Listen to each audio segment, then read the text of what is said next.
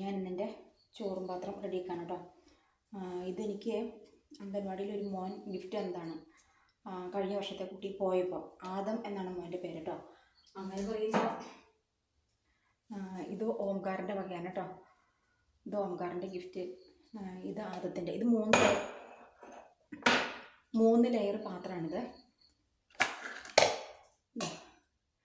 ഇതുപോലെ ഒരെണ്ണം കൂടിയുണ്ട്. ഇന്നലെ ഞാൻ ചോറ് കൊണ്ടുപോയിരുന്നു, അപ്പം മൂന്നാമത്തെ ആ പാത്രം ഞാൻ എടുത്തില്ല, അതിൻ്റെ ആവശ്യം ഉണ്ടായിരുന്നില്ല. ഇതിൻ്റെ അകത്ത് ചോറ്, അതിൻ്റെ അകത്ത് കറി.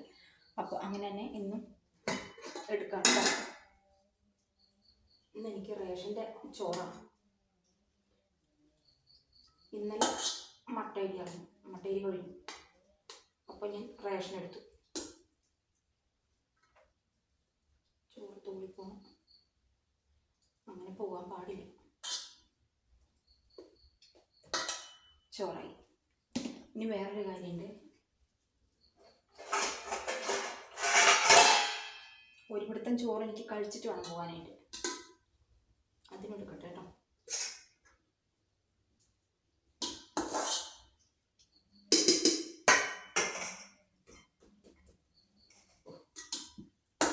ഇത്തിരിയും കൂടി ആണോ?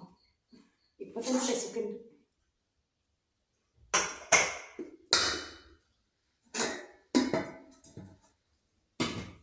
അപ്പോൾ ചോറ് എടുത്തു, തൂളിപ്പോയി.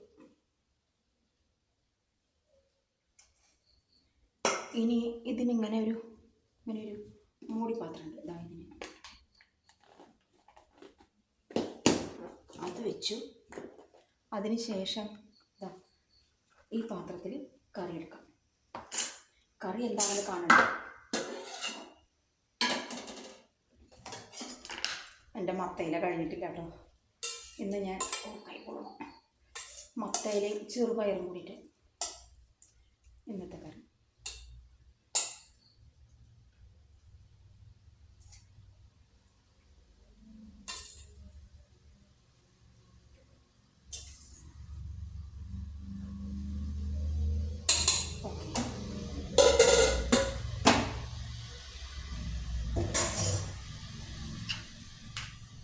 അതിനും ഇങ്ങനെയൊരു പ്ലാസ്റ്റിക്കിൻ്റെ മൂടിയുണ്ട്.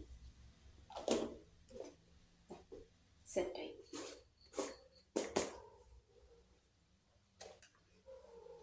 ഇങ്ങനെയൊരു മൂടി.